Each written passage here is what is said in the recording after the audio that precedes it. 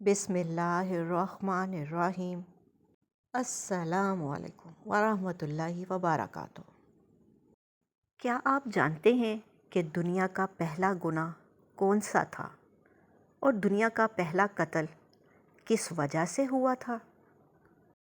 حسد کی وجہ سے۔ میری یوٹیوب فیملی، حسد وہ آگ ہے جو سب سے پہلے حسد کرنے والے کو جلاتی ہے۔ جی ہاں، ایک ایسی بیماری جو انسان کے دل میں پیدا ہوتی ہے، لیکن اس کی آگ سب سے پہلے اسی انسان کو جلاتی ہے۔ ایک بات ہمیشہ میری یاد رکھیے، حسد کرنے والا در حقیقت بندوں پر اعتراض نہیں کرتا، بلکہ اللہ تعالیٰ کی تقسیم پر اعتراض کرتا ہے۔ وہ زبان سے چاہے کچھ بھی کہے، لیکن اس کے دل میں یہی ہوتا ہے کہ فلاں کو یہ نعمت کیوں ملی، اسے اتنا مال کیوں ملا، اسے اتنی عزت کیوں ملی، اسے کامیابی کیوں ملی۔ گویا وہ کہہ رہا ہوتا ہے کہ یا اللہ، جو فیصلہ آپ نے کیا وہ مجھے پسند نہیں، استغفر اللہ۔ حالانکہ اللہ تعالیٰ سب سے بہتر جانتا ہے کہ کس کو کیا دینا ہے، کب دینا ہے، کتنا دینا ہے اور کیوں دینا ہے۔ جب ابلیس نے حضرت آدم علیہ السلام کو دیکھا تو اس کے دل میں حسد پیدا ہوا۔ وہ کہنے لگا میں اس سے بہتر ہوں۔ اسے تکلیف یہ نہیں تھی کہ آدم علیہ السلام کو کوئی نعمت ملی ہے، اسے تکلیف یہ تھی کہ وہ نعمت اسے کیوں نہیں ملی، اور یہی حسد اسے سجدے سے محروم کر گیا، اللہ کی رحمت سے دور کر گیا اور قیامت تک کے لیے ذلیل و رسوا کر گیا۔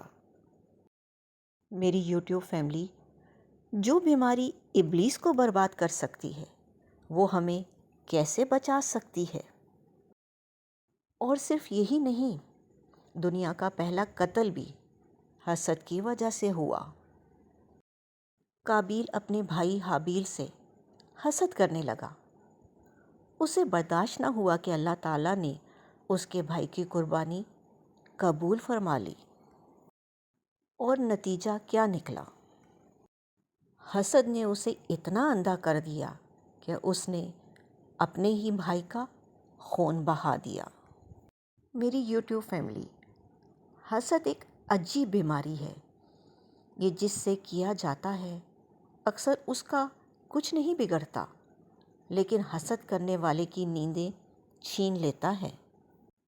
وہ راتوں کو جاگتا ہے، دوسروں کی کامیابی کا حساب لگاتا ہے، دوسروں کی نعمتیں گنتا ہے، دوسروں کی ترقی دیکھ کر جلتا ہے، اور یوں اپنی زندگی کا سکون خود برباد کر لیتا ہے۔ ایک دکاندار دوسری دکان کھلتے دیکھ کر پریشان ہو جاتا ہے، کہتا ہے اب میرا کیا بنے گا؟ گویا اسے یہ گمان ہو گیا کہ اس کے حصے کی روزی کوئی اور کھا جائے گا۔ ارے بھائی، جو رزق اللہ نے تیرے نام لکھ دیا ہے وہ نہ کوئی چھین سکتا ہے اور نہ کوئی روک سکتا ہے۔ ساری دنیا مل کر بھی تیرے حصے کی ایک روٹی نہیں کھا سکتی، کیونکہ رزق دکانیں نہیں دیتی، رزق اللہ دیتا ہے۔ نوکریاں نہیں دیتی، رزق اللہ دیتا ہے۔ لوگ نہیں دیتے، رزق اللہ دیتا ہے۔ اس لیے دوسروں کی نعمتیں گننے کے بجائے اپنے رب کی نعمتوں کا شکر ادا کرنا سیکھو، کیونکہ جس دل میں شکر آ جاتا ہے وہاں حسد کی جگہ ختم ہو جاتی ہے، اور جس دل میں حسد آ جاتا ہے وہاں سکون ختم ہو جاتا ہے۔ اگر کسی کو اللہ نے مال دیا ہے تو دعا دو، اگر کسی کو عزت دی ہے تو مبارکباد دو، اگر کسی کو کامیابی ملی ہے تو خوش ہو جاؤ، کیونکہ جو دوسروں کے لیے خیر چاہتا ہے اللہ اس کے لیے بھی خیر کے دروازے کھول دیتا ہے، لیکن جو دوسروں کی نعمتوں پر جلتا رہتا ہے وہ اپنی نعمتوں کی قدر بھی کھو دیتا ہے۔ اگر آج ہمارے دلوں میں بے چینی، اضطراب اور اندرونی پریشانیاں ہیں تو ذرا اپنے دل کا جائزہ لیجئے۔ کہیں ایسا تو نہیں کہ ہم بھی دوسروں کی زندگی دیکھنے میں اتنے مصروف ہو گئے ہیں کہ اپنی زندگی جینا ہی بھول گئے ہیں۔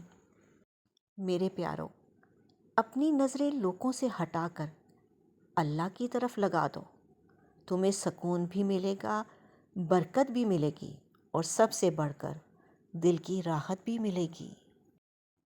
اللہ تعالیٰ ہمیں حسد، بغض اور کینہ جیسی بیماریوں سے محفوظ فرمائے، ہمارے دلوں کو شکر، قناعت اور محبت سے بھر دے، اور جب کسی کو نعمت ملے تو ہمیں جلنے والوں میں سے نہیں، دعا دینے والوں میں شامل فرمائے۔ آمین ثم آمین یا رب العالمین۔ اگر آپ کو میری یہ ویڈیو اچھی لگے تو اسے دوسروں سے شیئر کرنا مت بھولیے گا۔ اپنا اور اپنوں کا خیال رکھیں، خوش رہیں، خوشیاں بانٹیں۔ اللہ نگہبان۔